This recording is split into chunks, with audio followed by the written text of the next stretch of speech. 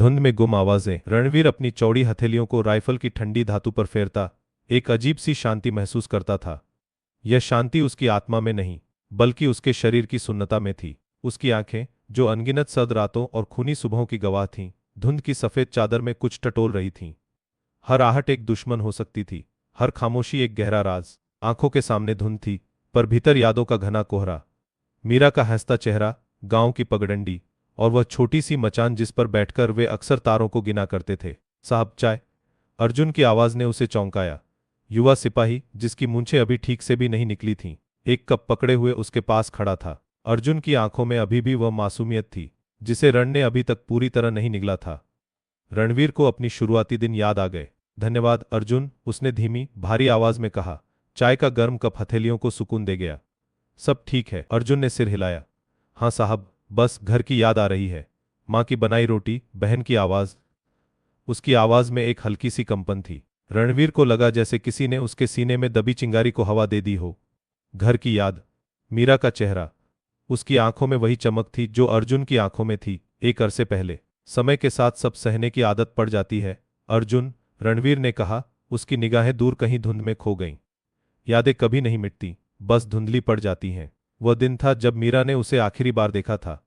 सरसों के पीले खेत, हवा में नाचते हुए। मीरा की आंखों में भरे आंसू और माथे पर उसका नम स्पर्श। वापस आना, जल्दी आना, उसने फुसफुसाया था, जैसे हवा भी सुन ले तो बुरी नजर लग जाएगी।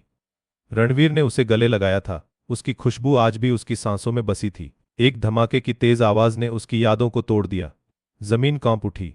धुंध के भीतर से गोलियों की बौछार शुरू हो गई। दुश्मन, संभल जाओ अर्जुन, कवर लो, रणवीर चिल्लाया। उसकी आवाज में सालों का अनुभव था। उसने तुरंत अपनी राइफल उठाई और धुंध में लक्ष्य साधने लगा। अर्जुन घबराया हुआ था, पर उसने रणवीर की बात मानी। गोलियों की सनसनाहट और चीखें माहौल को चीर रही थीं। यह मौत का खेल था, हर सांस आखिरी हो सकती थी। रणवीर ने एक दुश्मन सैनिक को देखा, जो धुंध का फायदा उठाकर आगे बढ़ रहा था। एक क्षण का भी विलंब नहीं। उसकी गोली ने सटीक निशाना साधा। एक और धमाका, इस बार उनके करीब। एक चीख निकली। अर्जुन के पास से कुछ धूल और पत्थर उड़कर गिरे। ठीक हो अर्जुन, रणवीर ने पूछा। उसकी आवाज में चिंता थी, पर आंखें अभी भी दुश्मनों पर गड़ी थीं। अर्जुन ने घबराते हुए सिर हिलाया। एक पल को रणवीर को लगा जैसे उसने मीरा की चीख सुनी हो। वह चीख जो उसके कानों में आज भी गूंजती थी। उस दिन जब उनके गांव पर हमला हुआ था, वह घर आया था छुट्टी पर। मीरा ने खुशी खुशी उसका इंतजार किया था। उनके घर से मीठे पकवानों की खुशबू आ रही थी। फिर धमाके हुए, गोलियां चलीं। उसने मीरा को छुपाने की कोशिश की थी, पर नाकाम रहा। एक गोली, बस एक गोली, और सब खत्म हो गया उसकी आंखों के सामने। उसी दिन से रणवीर के भीतर का वह मासूम सिपाही मर गया था। बचा था सिर्फ एक मशीन जिसे लड़ना और मारना आता था। मगर आज अर्जुन को देखकर कुछ बदल रहा था। उस युवा की आंखों में उसे अपनी मीरा की याद आ रही थी। वह उसे खोने नहीं देना चाहता था। एक दुश्मन सैनिक उनकी तरफ ग्रेनेड फेंकने की कोशिश कर रहा था। रणवीर ने उसे देखा। समय कम था। उसने झटके से अर्जुन को धक्का दिया। धमाका जोरदार था। रणवीर को लगा जैसे उसके शरीर के हर हिस्से में आग लग गई हो।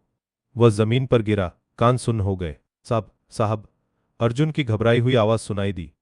अर्जुन उसके पास आया। उसका चेहरा आंसुओं और धूल से सना हुआ था। रणवीर ने दर्द से कराहते हुए हाथ हिलाया। तुम ठीक हो? उसने मुश्किल से पूछा। अर्जुन ने रोते हुए सिर हिलाया। रणवीर को लगा जैसे उसकी सांसें अटक रही थीं। धुंध अब खून के लाल रंग से रंगी हुई थी। मीरा का चेहरा फिर से उसकी आंखों के सामने आया, पर इस बार वह मुस्कुरा रही थी। धुंध में गुम आवाजें, उन्हें अब मुक्ति मिलेगी, उसने फुसफुसाया। अर्जुन ने उसे पकड़ने की कोशिश की, पर रणवीर की पकड़ ढीली पड़ रही थी। एक पल के लिए युद्ध थम गया, जैसे प्रकृति भी इस बलिदान को देख रही थी। अर्जुन रोया, पर उसके आंसुओं में अब एक नई आग थी। रणवीर ने अपने जीवन की अंतिम सांस ली। उसके चेहरे पर एक अजीब सी शांति थी। वह धुंध में गुम आवाजों के साथ मिल गया था, मीरा के पास। कई दिनों बाद जब धुंध छटी और सूरज की किरणें पत्थरों पर पड़ीं, तो अर्जुन ने रणवीर की राइफल उठाई। वह अब पहले वाला अर्जुन नहीं था। रणवीर की स्मृति, उसके बलिदान और उसकी चुप्पी ने अर्जुन को एक नई राह दिखाई थी। युद्ध नहीं रुका था, पर अब अर्जुन जानता था कि उसे क्यों लड़ना है। वह सिर्फ सरहद की रक्षा के लिए नहीं लड़ रहा था, बल्कि उन धुंध में गुम आवाजों के लिए लड़ रहा था, जिनकी कहानियां और बलिदान कभी भुलाए नहीं जा सकते थे। एक नई सुबह थी, फिर भी वही पुरानी जंग। पर इस बार एक युवा सैनिक की आंखों में उम्मीद की एक बारीक सी किरण थी, जो रणवीर की अधूरी कहानी को पूरा करने निकली थी। आपको यह कहानी कैसी लगी हमें कमेंट्स में बताएं और चैनल को सब्सक्राइब करना न भूलें।